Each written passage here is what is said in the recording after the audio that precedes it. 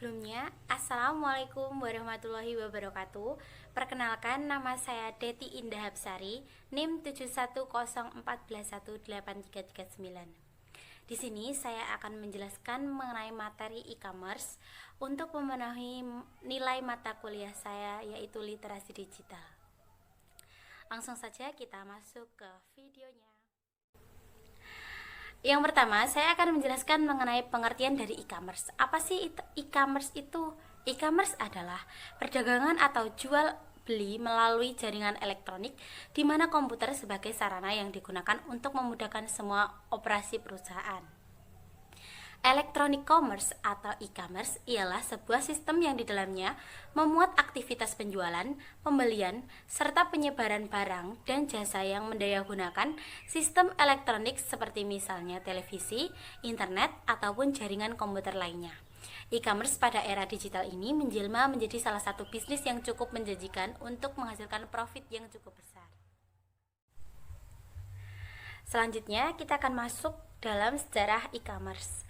Dalam konteks bisnis, internet membawa dampak transformasional yang menciptakan paradigma baru dalam dunia bisnis berupa digital marketing. Pada awal penerapan electronic commerce yang bermula di awal tahun 1970-an dengan adanya inovasi semacam Electronic Fund Transfer atau EFT. Pada saat itu, penerapan sistem ini masih sangat terbatas pada perusahaan berskala besar, lembaga keuangan pemerintah, dan beberapa perusahaan menengah ke bawah yang nekat. Kemudian berkembang hingga muncullah yang dinamakan EDI, Electronic Data Interchange. Bermula dari transaksi keuangan ke pemrosesan transaksi lainnya yang membuat perusahaan-perusahaan lain ikut serta, mulai dari lembaga-lembaga keuangan hingga manufacturing, retail, jasa, dan lainnya. Kemudian terus berkembang aplikasi-aplikasi lain yang memiliki jangkauan dari trading saham sampai ke sistem reservasi perjalanan. Pada waktu ini sistem tersebut terkenal sebagai aplikasi telekomunikasi. Selanjutnya kita akan masuk pada teori-teori e-commerce menurut para ahli. Yang pertama yaitu menurut Sukarmi tahun 2008, sebuah transaksi dapat dikatakan sebagai e-commerce jika memiliki komponen-komponen sebagai berikut ini.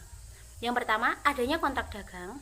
Yang kedua, kontrak tersebut dijalankan pada media elektronik atau digital. Yang ketiga, kehadiran fisik dari penyedia barang atau jasa dan konsumen tidak diperlukan. Yang keempat, kontrak perjanjian jual beli terjadi di ranah publik. Yang kelima, sistem pengoperasian transaksi terbuka yaitu menggunakan internet atau World Wide Web. Yang keenam, kontrak itu terlepas dari batas yurisdiksional. Yang kedua, teori menurut Loudon dan Loudon tahun 1998. E-commerce adalah suatu proses pembeli dan menjual produk-produk secara elektronik oleh konsumen dan dari perusahaan ke perusahaan dengan komputer sebagai perantara transaksi bisnis. Yang terakhir yaitu teori menurut Ono W. Purbo. E-commerce merupakan satu set dinamis teknologi, aplikasi, dan proses bisnis yang menghubungkan perusahaan, konsumen, dan komunitas tertentu melalui transaksi elektronik dan perdagangan paralafan dan informasi yang dilakukan secara elektronik. Selanjutnya, kita akan masuk pada jenis-jenis e-commerce. Apa saja sih jenis-jenis e-commerce itu?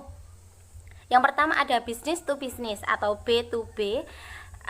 Dalam hal ini B2B adalah bentuk jual beli produk atau jasa yang melibatkan dua atau beberapa perusahaan dan dilakukan secara elektronis.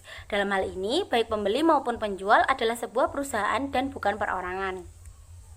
Keuntungan dari B2B e-commerce ini yaitu dapat produktivitas kerja yang besar dan potensial, penghematan waktu, dan dapat dilakukan transaksi, berkurangnya biaya yang harus dikeluarkan atau proses yang cepat, transparan, dan harga yang lebih murah. Yang kedua yaitu business to customer atau B2C.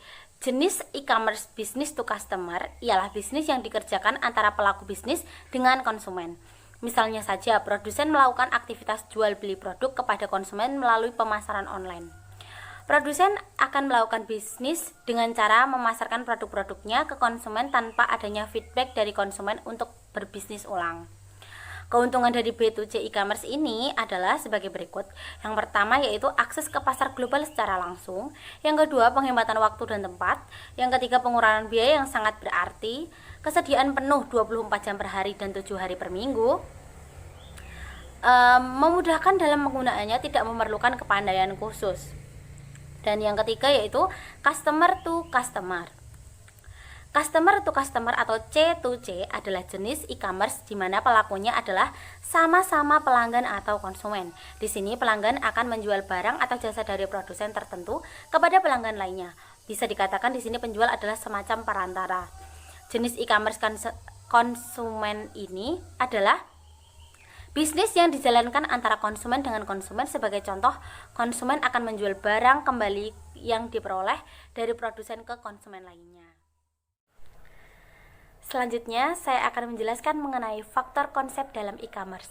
Faktor kunci sukses dalam e-commerce dalam sebuah perusahaan tidak hanya mengandalkan kekuatan produk saja, tetapi dengan tim manajemen yang handal, pengiriman yang tepat waktu, pelayanan yang bagus, struktur organisasi bisnis yang baik, jaringan infrastruktur dan keamanan, desain situs web yang bagus. Beberapa faktor lain antara lain menyediakan harga yang kompetitif, menyediakan jasa pembelian yang tanggap, cepat dan ramah, menyediakan informasi barang dan jasa yang lengkap dan jelas, menyediakan banyak bonus seperti kupon, penawaran istimewa dan diskon, memberikan perhatian khusus seperti usulan pembelian, menyediakan rasa komunikasi untuk berdiskusi, masukan dari pelanggan, mempermudah kegiatan perdagangan. Selanjutnya, kita akan membahas mengenai tujuan dari e-commerce. Yang pertama yaitu agar orang yang ingin membeli barang atau transaksi lewat internet hanya membutuhkan akses internet dan interface-nya menggunakan web browser. Yang kedua, menjadikan portal e-commerce atau e-shop tidak sekedar portal belanja, tapi menjadikan tempat berkumpulnya komunitas dengan membangun basis komunitas. Membangun konsep pasar bukan sekedar tempat jual beli, dan sebagai pusat informasi atau rilis, produk review, konsultasi, dan lain-lain. Yang ketiga, pengelolaan yang berorientasi pada pelayanan, kombinasi konsepsi pelayanan konvensional dan virtual, responsif atau respon yang cepat dan ramah, dinamis, informatif, dan komunikatif. Yang keempat, informasi yang up to date, komunikasi multi arah yang dinamis. Yang kelima, model pembayaran, kartu kredit atau transfer. Yang keenam, memahami lebih dalam mengenai internet, e-bisnis, dan e-commerce. Yang ketujuh, mengembangkan wawasan penulis. Yang kedelapan, menerapkan ilmu pengetahuan yang diperoleh dari Bina Sarana Informatika. Selanjutnya yaitu manfaat dari e-commerce itu sendiri. Manfaat dari e-commerce yaitu memberi kemudahan dalam berkomunikasi antara konsumen dan produsen, memberi kemudahan dalam usaha pemasaran serta promosi barang atau jasa, melakukan perluasan terhadap jangkauan calon konsumen dengan segmentasi pasar yang lebih luas, memberi kemudahan dalam prosesi pembelian dan penjualan, memberikan kemudahan dalam melakukan pembayaran karena dapat dilakukan secara online, memberikan kemudahan dalam penyebaran informasi. Yang terakhir, saya akan menjelaskan mengenai keuntungan dan kerugian yang didapat dari e-commerce ini. Saya akan menjelaskan keuntungan secara umum dari e-commerce ini. Yang pertama, pelayanan terhadap pelanggan lebih baik. Yang kedua, hubungan dengan pemasok dan masyarakat keuangan menjadi lebih baik.